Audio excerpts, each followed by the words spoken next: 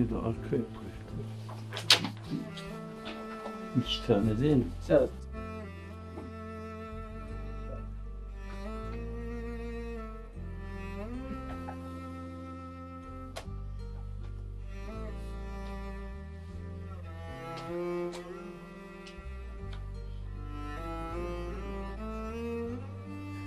Organlarımız zaten konuşuyor. 4 sayfa. Küresel gıda krizinin düşündürdükleri. 6 sayfa. Alkol tüketimi beyni küçültüyor mu? İrfan Yılmaz. 3 sayfa.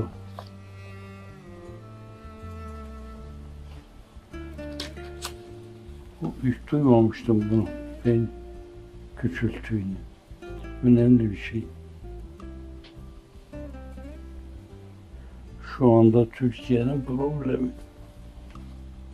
Sosyal, gönül inşasına adanmış bir ömür.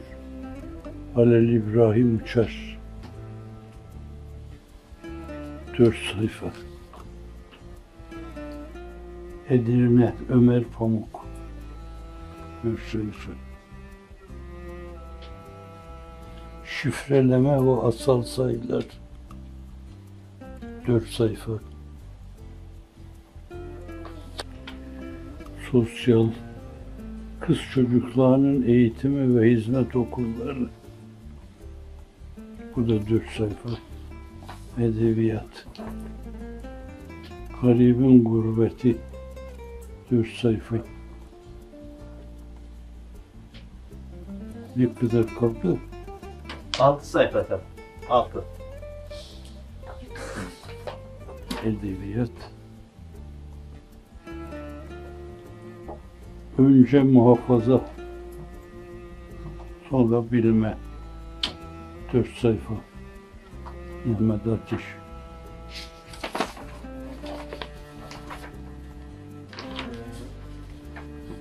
İnsanın farazi değeri 3 sayfa, 2 sayfaya sığdırırız inşallah. İnşallah.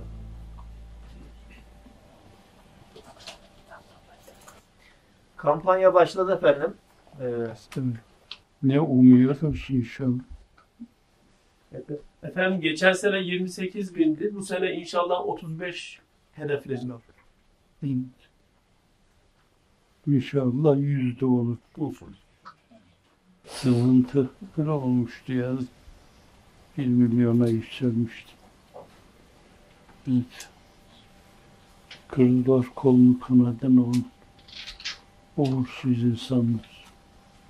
Jean Paul'un yaptığı gibi onu da değişik yerlerde konuşturma yaparak esasen müktesebat zengin yani çok. Dil de iyi. Dili iyi biliyor. Rahat. Dilde rahat. Öyle diyorlar. Evet. Samimi. Buraya eskiden de gelmişti. Bu kitaptan sonra da geçen de geldi. 1-2 defa böyle bana sımsıkı sarıldı.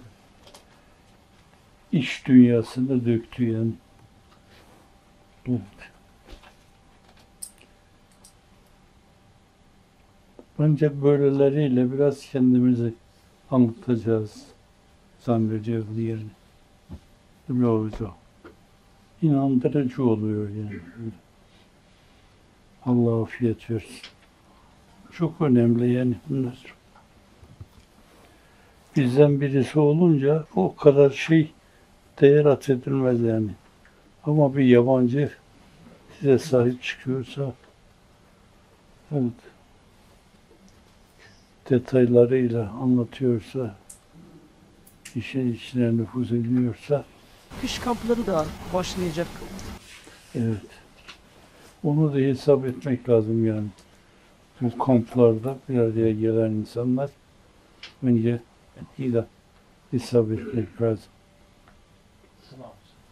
Baştan sona kadar baktım böyle. Hepsini okumadım da baktım çok muhtevalı, çok zengince. Kapaklardaki şeyler bile düşündürücü İşte burada renkler silinip el ele gelecekti herkes. Mesela bir beklentiydi yani. Böyle o kardeşlik duygusu ismindeydi her nefes. Mesela hiç itiraz edilmeyecek şey. Bir hain duygu hortlatılı bilinmezlerden cahil yığınlar arasında da buldum herkes. Hadi. Diğerleri için de öyle yani. Hepsi o zift medyaya bağlı meseleyi öyle götürüyorlar. Evet. Meselenin makuliyetine, mantıkiyetine bakın dedi. Bu arkadaşlarımıza başa ne verelim? Bunlar hizmetimizin kahramanları. Mecmua ile alakalı bir toplantı için bir araya gelmişler. Bu arada Kıtmire'de bir fırsat vermişler. İstanbul. Kıtmir. Siyasetin yalancı mumları öyle sönüyor. Yalancı. Zat-ı halinizin bütün sıkıntılara rağmen mizampajı yapıyor olması arkadaşların da alıp okumaları adına bir teşvik oluyor. Estağfurullah. Yusuf benim o kadar müessiriyetim yoktu. Ama baştan bu yana hep ona bağlı kaldım. Evet. Hep ona bağlı kaldım. Arandığınız dönemde dahi başyazıları yazdığınızı, kağıt bulamadığınızda Uyku yılacağız. Onu yakaladılar tabii orada bize. O zat insaflıymış, çok birliğin komutanı. Yüzbaşı arabaya bindi. Yazı benim elimdeydi yani. Getiriyordum. Baktı ya o dedi. Hocam bunu bir solukta yazmışsın sen dedi. Ve sonra oradaki o siyasi olan, idari olan şey bunları bir götürelim, tevkif edelim dedi. O düşündü, ya dedi bir sürü it var başımızda. Ne diye götüreceğiz? Sonra Eyizli bana beni inen dedi. Vallahi biz doğru bildiğimiz şeyde kararlı olmalıyız. Israrlı olmalıyız. Öyle dönme, böyle dönme filan. Bu insanlarda tereddüt hasıl eder. Hayır, tereddüt şey yok. Bu işin böyle olması lazım geldiğine inanıyoruz. Onun dinimizle alakalı olduğuna inanıyoruz. Evet. Dünyevi bir beklentiye bağlı olmadığına inanıyoruz. Evet, yassı oldu.